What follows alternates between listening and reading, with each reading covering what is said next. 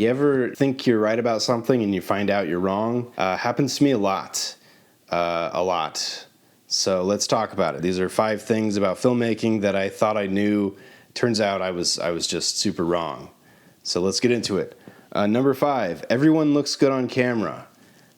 My logic was, you put a camera in somebody's face and they're going to look good because that's just what it is. Work goes into making people look good. Part of that is makeup, part of that is lighting. But I sort of think about the Seinfeld episode where Jerry's girlfriend in some light looks beautiful and in some light looks terrifying. It's a thing. Most people in certain lighting or with certain lenses, like wide angle lenses, tend to make people look more distorted and uglier, basically. But cinematographers tend to be really good at this. We're picking a lens to be complementary to a shape of a face because people have different shapes of faces, and it's a whole thing. It's a whole art. It's a whole science. The tragedy of the whole thing is if you're a super beautiful person, bad lighting, bad lenses isn't going to be a big deal. But if you're a regular person or an uggo, there's a really high chance that unless you're dealing with a director of photography who's an absolute genius when it comes to making faces look good, you might not look good. So, moving on. Someone knows better, or I know better, or, you get on a project and you're like, whatever they're doing, I could do it better.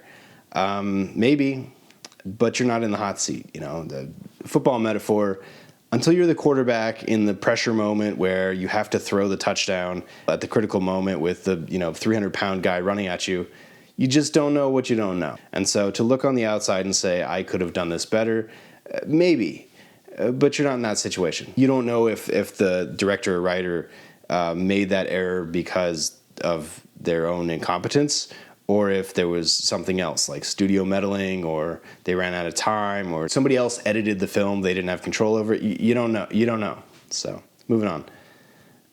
Number 3, all independent films are just better written than big Hollywood blockbusters. I think this was more of a thing when I was coming up than it is now, because there's a bunch of little tiny independent films on streaming, and we sort of can see what cheap independent films look like now, whereas back in the day, the only way I would get access to independent films is word of mouth or, film festivals or stuff. So I think it was a confirmation bias thing for me. I think because I was just seeing the stuff that won Sundance, which is objectively better written than most Hollywood blockbusters, I just assumed that, if you're making an independent film, the writing is better. And it's not necessarily the case. The movies that are on streaming now that have super low ratings because the stories are terrible and the writing is bad and, other things about the movies are cheap, I think it proves that at every budget, at every level, you can have good and you can have bad. And it's really contextual. So, yeah. Number 2, the director is the most experienced person on set. No. And I can explain why pretty simply.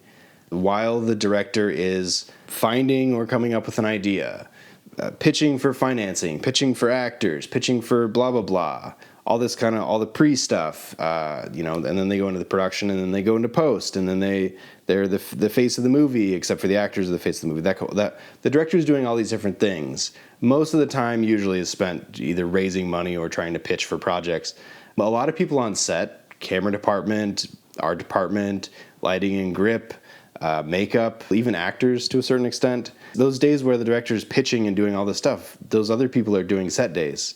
And so like camera department, for instance, may have 100 times more set days than the director ever did, even if the director came up as a camera person or something. So yeah, a lot of times the least experienced person in a major role on set is the director. And it is what it is, It's not bad.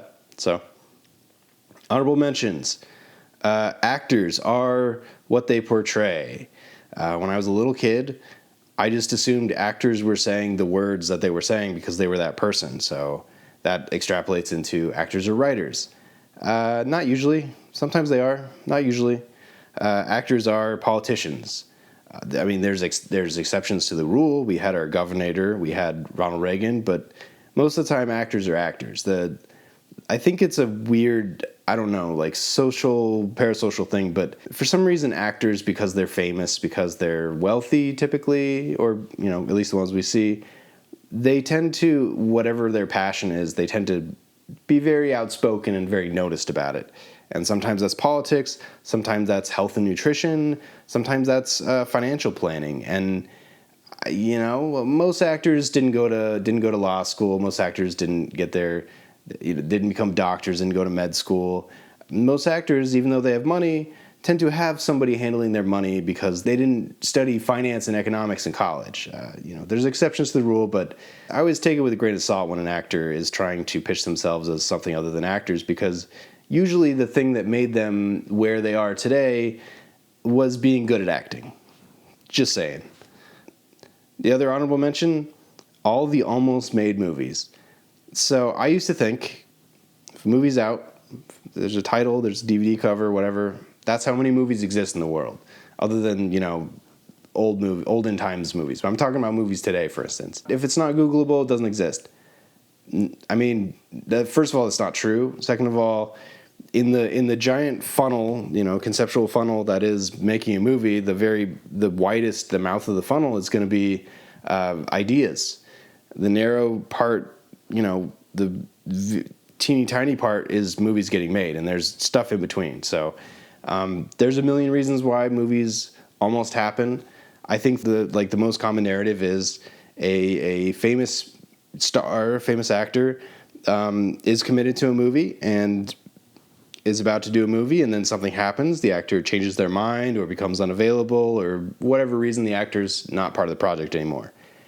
And when that happens, maybe other actors get spooked and leave, but more likely the financiers who were betting on, trading on this actor's name and fame and personality are like, well, we're not going to pay for this movie now that, so-and-so's not going to do it. And so the financiers pull out, and all of a sudden the movie falls apart.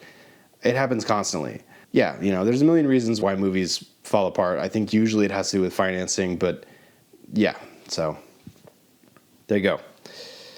Number one, people or somebody or, I can recognize a hit before it comes out and becomes a hit. I think going the other way, I think recognizing a disaster is really easy, especially, just 'cause once the trailer comes out, I think it's really obvious what's going to be a disaster. I feel like culturally, we're not wrong as a culture when we predict a failure. However, I think it's somewhere between impossible and a little conceited to predict a movie's success prior to the movie coming out and being a success. You can have all the stuff. You can have a great famous actor. You can have a great famous director. You can have a great script. You can have all these things.